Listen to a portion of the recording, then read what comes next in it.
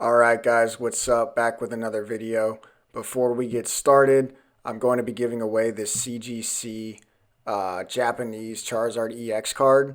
I found this on my card shop and it was not that expensive, and I just thought how sick would it be to give a CGC 10 Zard away for the next video. So stay tuned to the end to figure out how to get involved with that. But without further ado, I know you've seen the thumbnail. Guys, it is time. We finally found a Shining Zard. And let me tell you what, this thing is beat.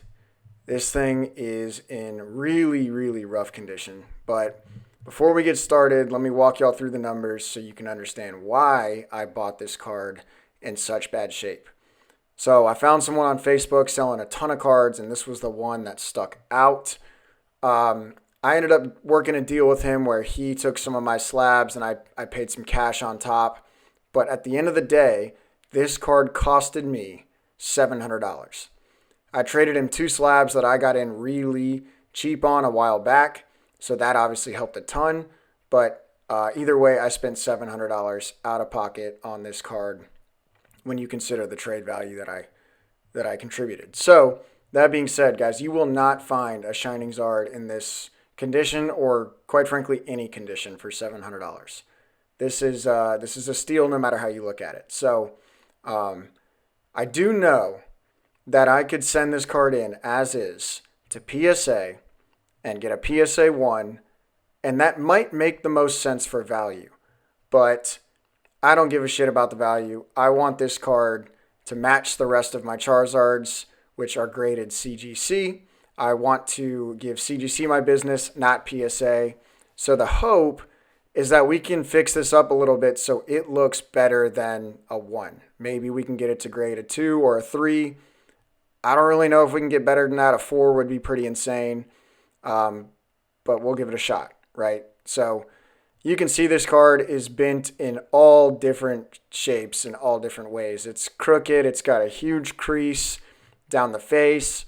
It's wavy. It's got whitening everywhere. There's kind of a better look at the crease on the back. I don't know if we'll be able to fix that, but we're going to give it a shot. Yeah, and also at the bottom, I don't really know if you can tell. First of all, it's just like, it's so warped that it's like wavy. It's got dents, it's got dings, it's got creases. I mean, this thing looks like it was left in like a sauna. Trying to get some close-ups so you can see all the grime, all the dirt, the mold. I mean, the list goes on and on. So I do feel pretty confident we can clean up some of that grime, that crap that's in the corners. There's not too much of that on the back. And there's a little bit. But if you pay attention, you can see at the bottom, beyond all the whitening, there's a line that like runs through this card, and I was trying to figure out what it is.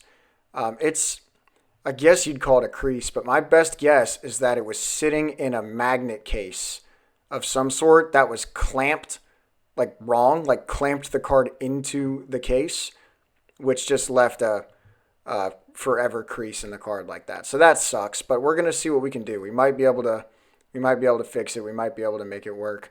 So we'll give it a shot. For starters, like always, we're gonna clean the card, and I'm going to go ahead and let you guys know that the raw footage of this video was almost an hour long. So there's going to be a lot of chops. There's going to be some repetitive stuff I'll leave out. And I'm going to speed through a lot of these kind of more redundant clips. So just giving y'all a heads up. This was definitely my longest and most extensive restoration to date. Definitely my hardest and definitely the worst card that I've worked on. So this was a project. I'm going to try to walk you guys through step by step, but like I said, I might brush through some steps kind of quickly, so just bear with me. After we give the card just a quick little basic wipe down, just trying to knock anything off the surface that might be resting on it, we're going to go in a little bit deeper with one of these fine tips and just try to address the dirt and the mold. And again, I probably spent like 20 minutes doing this. So I'm going to speed through one of these clips, and then, you guys can kind of get the gist from there. But yeah, we're just going to target these areas super, super lightly with some card spray. Um, it's better to spend more time doing it and work really light and really carefully than to just like come in there super aggressive and try to push it all off the card. Um, Slow and steady obviously wins the race here. You know, you just want to be careful. Um, there's a possibility that you might not be able to get some of this mold and stuff like that off the card. If that's the case, don't push it. Don't force it. Just leave it. It's going to do more damage if you just really force that stuff off the card. So we cleaned up the front really well. I'm really satisfied with that clean. I think just getting some of that mold and stuff off helps. But again, I'm going to skip through the rest of this. You guys kind of get the point.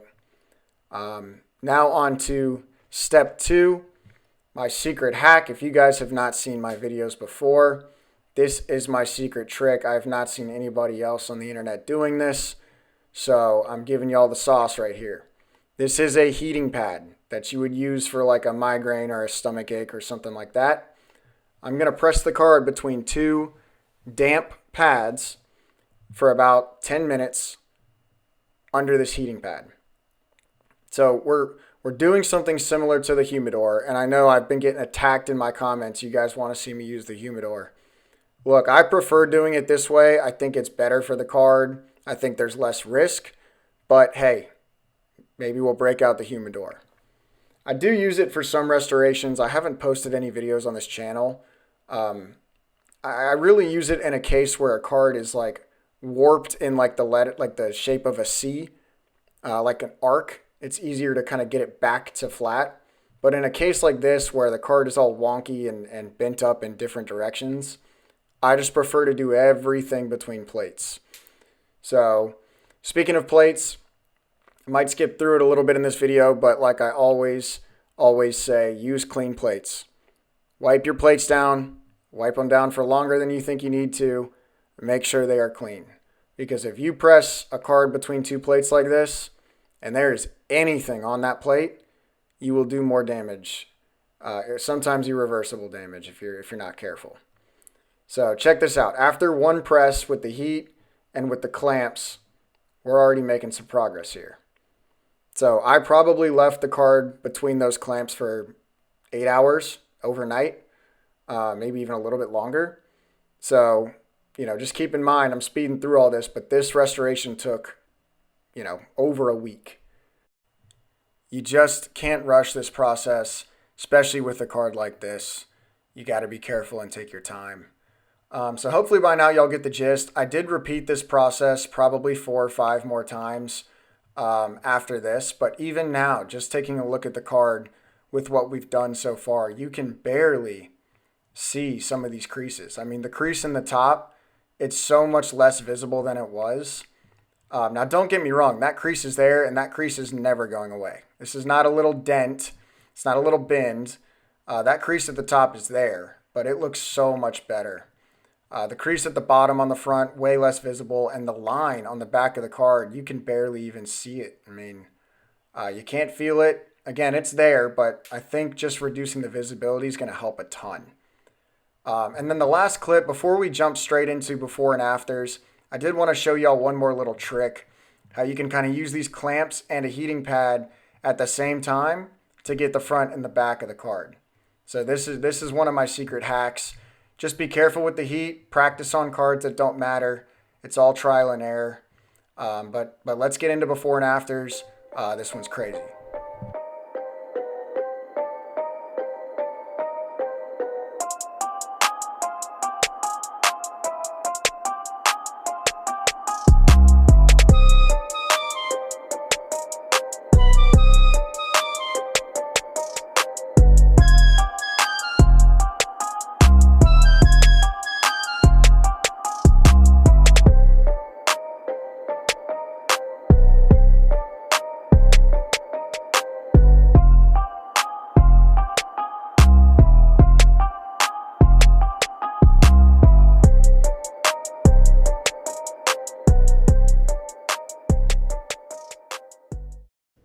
This card is not perfect by any means, but considering where we started and the price I got it for, I don't think we can lose on this one.